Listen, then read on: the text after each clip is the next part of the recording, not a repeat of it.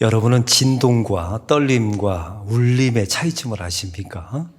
진동이라는 말은 물리적 용어입니다. 원자가 일정한 시간에 반복해서 진동하는 것, 그걸 숫자를 세워서 우리가 시간이라는 개념을 만들었지 않습니까? 엄밀하게 말하면 의미가 없는 움직임을 우리는 진동이라고 말합니다.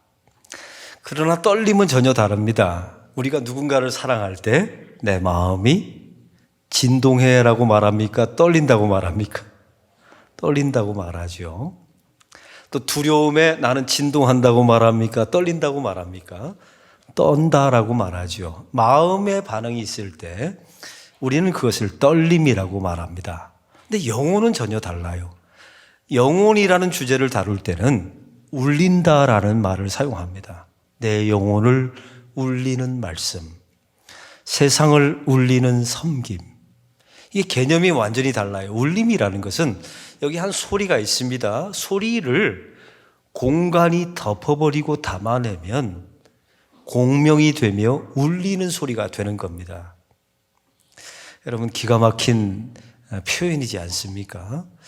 제가 울림이라는 단어를 한 가지 소개하면서 책을 한 가지 소개합니다. 마틴 슐레스케라고 하는 거장이 있습니다. 이분은 지금 현존 전 세계에서 바이올린을 제일 잘 만드는 거장이에요. 1년에 20개밖에 만들지 않는답니다. 전 세계에서 가장 유명한 오케스트라의 수석 연주자들이 마틴 슐레스케의 바이올린을 사용한다고 하네요. 근데 이분이 얼마 전에 책을 지었는데 책 제목이 가뭄비 나무의 노래라고 하는 책입니다. 얼마나 은혜스러운지 몰라요. 제가 그 책의 내용을 한번 소개합니다. 이 마틴 슐레스케가 사용하는 바이올린의 재료는 가뭄비 나무라는 겁니다. 근데 아무 나무를 쓰는 게 아니래요. 저 스위스에 가면 수목 한계선이 있다는 겁니다. 나무가 자랄 수 있는 땅, 자랄 수 없는 땅, 경계선이 있지 않습니까? 바로 그 경계선상에서 혹독함과 척박함을 이겨낸 나무, 그런 나무 중에서 바이올린의 재료를 선택한대요. 근데 그런 나무가 만약 1만 그루 있다면 다 선택되는 게 아니라 그 중에 1만 그루 중에 대략 한 그루 정도를 해당되는 나무를 사용한다는 겁니다. 혹독함과 척박함을 견뎌내면서 그 나무의 밀도가 높아지게 되고 세포를 울리는 울림의 소리가 그 나무에서 날 수 있다는 겁니다. 그 책의 내용은 이렇습니다. 혹독함과 척박함은 가뭄비 나무에게는 고난이지만 울림에게는 축복이다 라는 문구가 제 마음에 와닿았어요. 아주 순탄하게 풍요로운 거름을 먹고 자란 나무에서는 울림의 소리가 나지 않는다는 겁니다. 진동과 떨림의 소리뿐이래요. 세포를 울리는 소리가 혹독함과 척박함을 통하지 않고서는 나오지 않는다는 것입니다. 여러분, 기가 막힌 표현이지 않습니까? 그리고 나서 이 가뭄비 나무를 그 다음 단계가 중요합니다. 베어낸답니다. 죽음을 경험시키게 만드는 것이죠. 그래야 울리는 나무, 노래하는 나무가 된다는 거예요. 이걸로 끝나지 않습니다. 그 죽인 나무를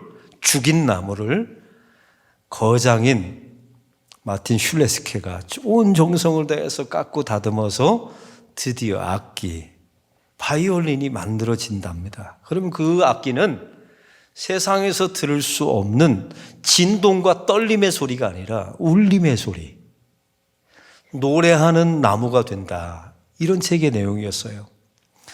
이 책을 읽으면서 제가 아멘, 아멘 하면서 이 책을 읽었지 않습니까? 왜냐하면 성도의 인생과 비슷하지 않습니까? 저와 여러분이 언제 십자가 밑에 찾아왔습니까? 척박함과 인생의 혹독함을 겪었을 때 갈 곳이 없어서 오지 않았어요? 세상 그 누구도 받아주지 않아서 우리가 주님 앞에 십자가 앞에 나온 인생들 아닙니까? 나왔더니 주님께서 우리의 인생을 베버리셨어요. 죽게 만드십니다. 예수님의 십자가와 함께 우리를 죽이시죠. 우리의 옛 자아와 우리의 혈기와 우리의 세상의 힘의 가치를 다 죽여내세요. 그리고 거장이신 예수님께서 우리 인생을 하나하나 깎아내고 조각하는 겁니다. 그제서야 우리 인생이 노래하는 나무, 하나님을 노래하는 나무, 이 땅을 울리는 나무가 되는 것입니다. 오늘 그런 말씀을 좀 함께 나누었으면 좋겠습니다. 우리 예수님께서 아리마다 요셉에 의해서 장례를 치르셨습니다. 근데 오늘 본문의 시작은 이렇게 됩니다. 저 갈릴리로부터 함께 따라온 여인들을 오늘 성경은 소개합니다. 이 여인들은 갈릴리 출신 사람들이었습니다. 그리고 예수님을 따라와서 십자가를 보게 됩니다. 그리고 예수님 무덤 앞에 서 있는 거예요. 울며 통곡했죠. 그리고 향품과 향유를 준비해서 다음 날 새벽에 예수님의 무덤에 나타나게 됩니다. 그게 바로 안식 후 첫날, 지금의 주일날, 부활절 날이 되는 겁니다. 우리 예수님께서 그 여인들에게 제일 처음으로 부활한 모습을 보여주세요. 이 여인들은 도대체 누구입니까? 성경은 갈릴리로부터 함께 온 여인이라고 나와 있죠. 이 여인들은 예수님의 재정적인 서포터즈였어요. 생각해 보세요. 예수님이 공생애 3년 동안 흙 파먹으면서 사역했을까요? 아니요. 예수님 다 음식 사 먹고 필요한 물질이 있었습니다. 이 모든 물질을 여인들이 댄 겁니다. 이 여인들은 참 대단한 부분이 있어요. 십자가 밑에까지 따라옵니다. 제자들은 다 도망갔는데 요한과 이 여인들이 그 자리를 지켜내요. 그리고 예수님의 무덤의 자리까지 따라갑니다. 그리고 부활하신 예수님을 첫 번째로 목격하는 자들이 되어요. 그럼 오늘 본문에 있어서 우리는 두 가지 질문을 하셔야 합니다. 이 여인들은 누구였을까? 여러분, 이 여인들은 보면요, 성경에 보니까 십자가 옆에 있었던 여인들, 예수님 주변에 있었던 여인들, 또 부활을 경험했던 여인들의 대부분의 이름이 다 마리아입니다. 여러분 기억하십니까? 예수님의 어머니 이름이 마리아입니다. 마태복음 27장 61절은 이렇게 말하죠. 막달라 마리아와 또 다른 마리아가 예수의 무덤 맞은편에 앉았더라. 예수님의 무덤가에 찾아간 두 명의 여인의 이름이 다 마리아, 막달라 마리아, 또 다른 마리아. 기억나십니까? 예수님이 십자가 지기 전에 예수님의 몸에 향유를 부었던 여인도 마리아. 여러분, 예수님에게 발치에 앉아서 말씀을 들었던 마르다와 마리아가 있었죠? 예수님께 칭찬을 받았던 여인도 마리아. 여러분, 이 본문을 보면서 궁금한 점이 생기지 않았어요? 왜 예수님 주변에 이렇게 마리아라는 이름이 많을까? 이게 첫 번째 질문입니다. 이건 우연이 아니었던 겁니다. 성경은 제가 말씀드렸죠. 지명과 이름을 쓸 때는 아예 의도를 가지고 주는 메시지가 있습니다. 그 당시에 여인들의 이름이 많았대. 이런 차원이 아니었던 겁니다. 아주 분명한 의도와 메시지가 따로 있었던 겁니다. 또한 두 번째 질문입니다. 그 수많은 마리아들이 사도행전서부터 이름이 다 사라져버려요. 여러분 한번 상상해 보세요. 예수님의 재정적인 후원자들입니다. 초대교회 안에 엄청난 역할을 했을 거예요. 갑자기 일을 안 하고 사라져버렸을까요? 아니요. 분명히 초대교회 안에 있었을 겁니다. 마가다락방에 120명이 모였을 때 그 마리아들 그 자리에 다 있었을 거예요. 성령 받았을 겁니다. 근데 이상한 점은 사도행전과 바울의 서신서를 보면 어디에도 단 한 글자도 마리아 이름이 없어요. 심지어 예수님의 어머니 마리아 이름조차도 다 사라져버립니다. 그 이유는 뭘까? 이 두 가지 질문으로 오늘 본문을 좀 풀어가기를 원합니다. 오늘 십자가 밑에 모여 있었던 예수님의 장례를 준비했던 이 마리아들을 보십시오. 이 마리아라는 단어는 히브리어 메리에서 파생된 단어입니다. 이 마리아라는 말을 히브리어로 완전하게 바꾼다면 미리암이 되는 겁니다. 한번 따라해 봅시다. 미리암. 기억나십니까? 미리암은 모세의 누나입니다. 모세가 구스 여인을, 이방 여인을 아내로 취했을 때 비방했던 여인이 미리암이었어요. 그 비방했을 때 하나님의 심판에 의해서 미리암은 나병에 걸리지 않습니까? 미리암은 성경상에 보면 패역한 백성을 상징하는 인물이었던 거예요. 그러면 이 메리와 미리암, 이 두 단어가 히브리어 어디서 나왔냐면 마라에서 나온 겁니다. 마라라는 단어에서 메리와 미리암이 나온 거예요. 이 마라라는 뜻이 무엇입니까? 쓰다, 패역하다, 거역하다 라는 이름의 뜻을 가지고 있는 겁니다.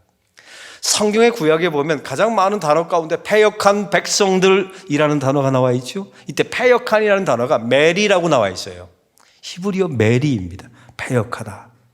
여러분, 이 마리아라는 이름의 뜻은 결국 마라에서 나온 겁니다. 쓴물, 패역한 사람들.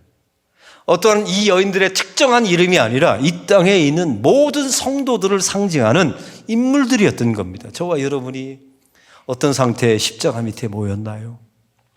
저와 여러분이 어떤 모습으로 교회당에 나왔습니까? 우리는 다 마라의 모습으로 온 겁니다. 쓴물, 패역한 백성, 거역하는 백성의 모습으로 우리는 다 십자가 밑에 모였었던 거예요. 여러분, 성경에 보면 마라라고 하는 직접적인 히브리어가 딱 두 군데 나와 있습니다. 첫 번째는 출애굽기 15장에 나와 있어요. 이스라엘 백성들이 출애굽해서 홍해를 지나서 수르 광야에 쫙 도착하게 됩니다. 사흘길을 걸어가는데 물이 없는 거예요. 물을 구했는데 마침 웅동에 물이 고여 있는 겁니다. 그런데 먹으려고 했더니 물이 쓴 거예요. 이때 이스라엘 백성들이 하나님을 원망했다라고 나와 있습니다. 그러면서 그 물의 이름을 뭐라고 붙입니까? 마라라고 붙입니다. 쓴 물이라고요. 여러분, 기가 막힌 일입니다. 이 출애굽기 15장은 바로 앞장이 홍해를 건넌 장이에요. 14장이. 그리고 그 15장 안에는 모세의 노래가 기록되어 있습니다. 우리 하나님은 위대하시다. 이런 노래가 모세가 노래했어요. 그 바로 앞에는 미리암의 노래가 있습니다. 하나님을 찬송할지라 라는 내용의 노래였습니다. 그렇게 하나님을 노래했던 사람들이 사흘길에 쓴 물을 만나자마자 하나님을 원망했다는 겁니다. 이 백성들은 패역한 백성들이 맞았던 거예요.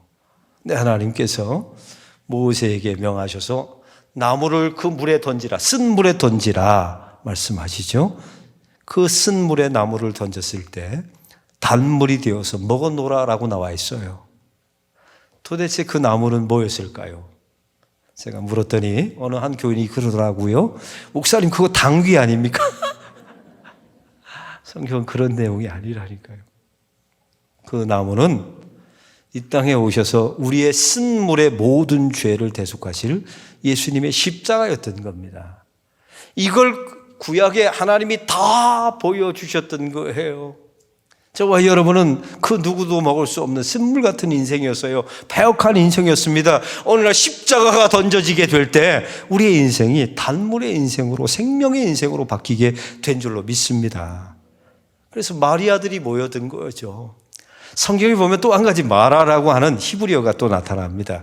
룻기 1장입니다. 나오미라고 하는 여인이 있었습니다. 그는 베들레헴에서 살고 있었어요. 예수님이 태어난 거, 그것도 참 우연이 아니죠. 예수님이 태어난 그 베들레헴에서 나오미가 살고 있었는데 기근이 찾아오게 됩니다. 그래서 모압 땅으로 이주를 하게 돼요. 자기 남편 엘리멜렉과 두 아들 말론과 기럐을 데리고 모압 땅에 갑니다. 거기 가서 자기 두 아들을 결혼을 시키는데 두 아들의 아내 중에 하나 이름이 이방 여인, 모압 여인 룻이었던 겁니다. 나오미는 그 모압 땅에서 자기 남편 엘리멜렉이 죽어요. 두 아들이 죽습니다. 결국 자기의 며느리였던 룻을 데리고 베들레헴 땅에 돌아오게 됩니다. 그때 나오미가 했던 말 기억나세요? 룻기 3장 9절에 이렇게 말하죠. 이제부터는 나의 이름을 나오미라 하지 말고 마라라 하라. 나오미라는 이름의 뜻은 기쁘다, 유쾌하다라는 뜻이거든요. 마라는 쓴 물, 패역하다. 이제는 나의 인생을 유쾌한 인생이 아니라 쓴 인생이라고 말하라.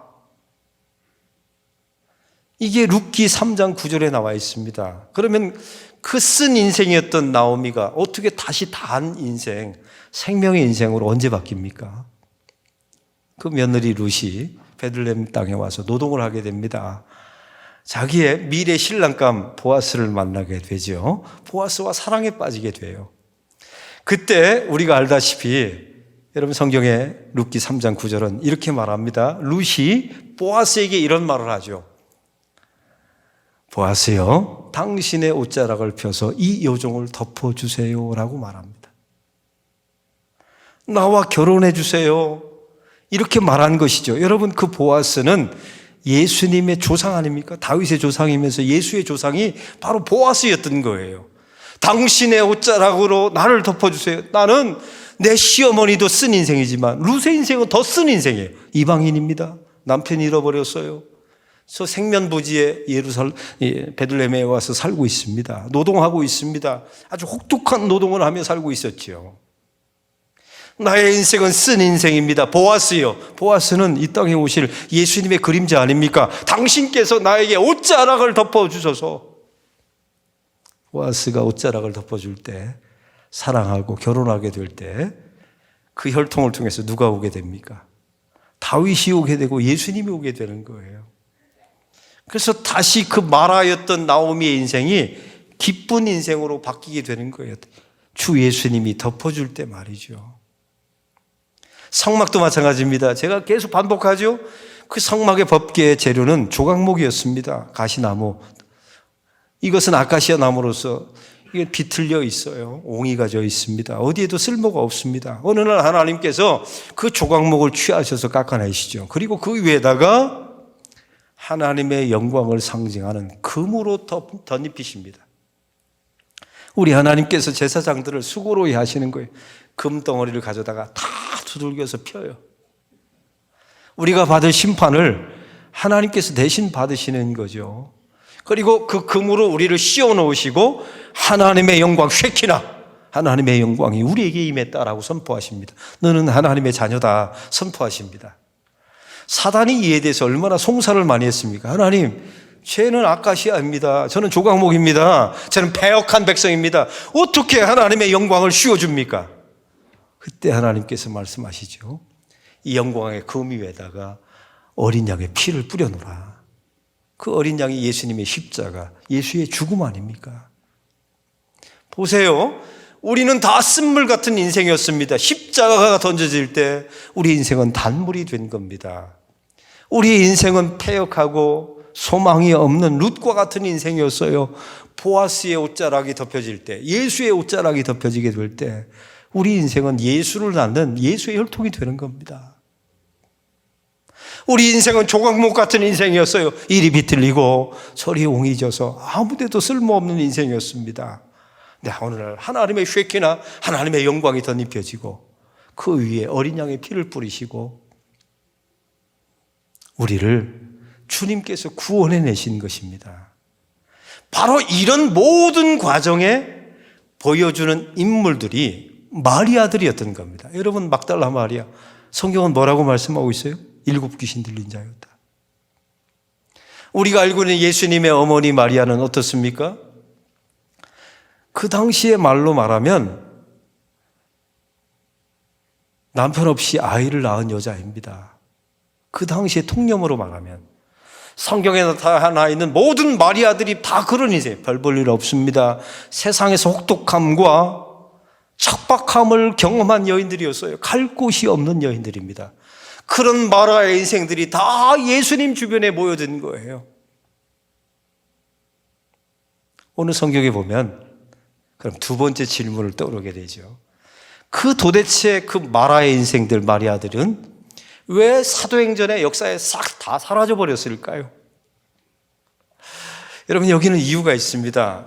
이거는 구원을 설명하는 여인들이었기 때문에 무엇인가 행위를 통해서 구원받은 것이 아님을 성경은 말하고 싶었던 겁니다. 분명히 그 여인들은 주를 위해서 열심히 일했을 거예요. 사도행전의 역사 가운데 중요한 족적을 남겼을 것입니다.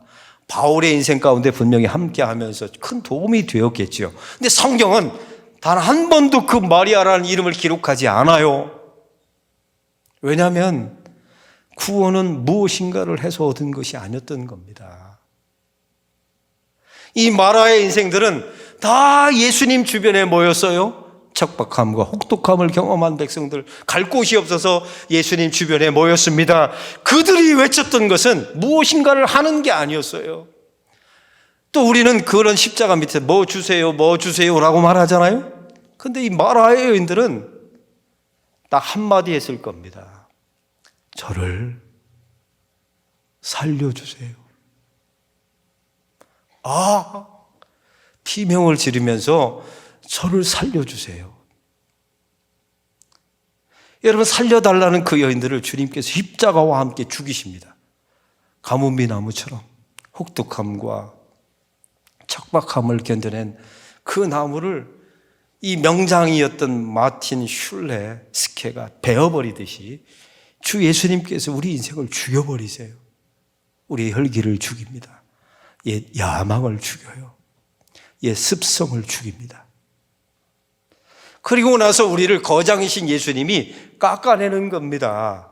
그래서 우리의 인생이 이제는 노래하는 인생, 마라의 인생이 노래하는 인생, 단 인생, 쓸모 있는 인생이 된 것이죠.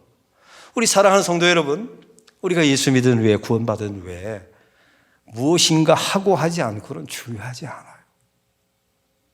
하나님은 그런 데 관심 없다니까요. 하면 좋죠. 여러분, 하나님을 위해서 봉사하고 선교하고 전도하면 좋죠. 근데 그게 정말 중요한 건 아닙니다. 저와 여러분이 혹독함과 척박함의 인생을 경험한 사람들이 십자가 앞에 예수의 품 안에 다 모여드는 게 중요해요. 그리고 저와 여러분이 뭐 주세요, 뭐 주세요. 이게 성도의 모습이 아니었던 겁니다. 우리는 외마디 비명을 지르죠. 아, 살려주세요, 살려주세요. 이걸 우리는 구원이라고 말하는 겁니다. 사랑하는 성도 여러분, 여러분 예수 믿은 지 오래되셨죠? 십자가 앞에, 예배당 앞에, 주님 앞에 나왔다고 합니다. 여러분이 주님 앞에 나와서 혹독함과 척박함을 겪었기 때문에 이 자리에 왔을 거예요. 순탄한 인생은 이 자리에 오지 않습니다. 아니, 오지도 못해요. 그 척박함과 혹독함을 겪어낸 하나님의 백성들이 십자가 앞에서 나는 불가능합니다. 나는 쓴물입니다. 나는 패역합니다. 내 스스로 구원할 수 없습니다. 내 구원에 기여한 바가 없습니다. 나를 살려주세요. 나를 살려주세요. 이 고백을 단 한 번이라도 했다면 여러분은 구원받은 백성이 맞아요. 근데 십자가 앞에, 주님 앞에 나와서 나 살려주세요. 이 한마디 했던 경험이 없다면 여러분은 구원받은 백성이 아니었던 겁니다. 혹시 여러분을 구원하실 계획이 있다면 반드시 하나님이 이 외마디 비명을 반드시 지르게 만드실 거예요. 나 살려주세요. 그때 주님께서 우리를 살려주는 게 아니라 완전히 죽여버리십니다. 가뭄비 나무를 완전히 베어서 죽음을 경험하게 하듯이 예수님이 십자가에 죽으실 때 우리도 함께 못 박아 버리십니다. 그리고 나서 거장이신 예수님이 우리를 깎아내는 겁니다. 그제서야 우리 인생은 마라의 인생이 나오미 기쁜 인생으로 되는 것이고, 노래하는 나무, 세상을 울리는 나무가 되는 것입니다. 이걸 성경은 구원이라고 말하는 것입니다. 이 길을 잘 가고 있는 거 맞죠? 할렐루야. 세상에 받아주는 곳이 없으니까 십자가 앞에 예수님 밑에 찾아오는 겁니다. 우리는 그 십자가 앞에서 주님 뭐 주세요, 뭐 주세요 할 염치가 없어요. 살려주세요라고 말할 수밖에 없지요. 그때 주님은 살려달라는 우리를 완전히 십자가로 죽여내십니다. 그리고 거장 되신 예수님이 우리를 깎아내는 거예요. 그래서 우리는 가뭄비 나무의 노래처럼 주님을 노래하는 나무, 세상을 울리는 나무가 되어가는 것입니다. 이게 구원이었던 겁니다. 이런 길을 잘 걸어가시는 저와 여러분이 되기를 바랍니다.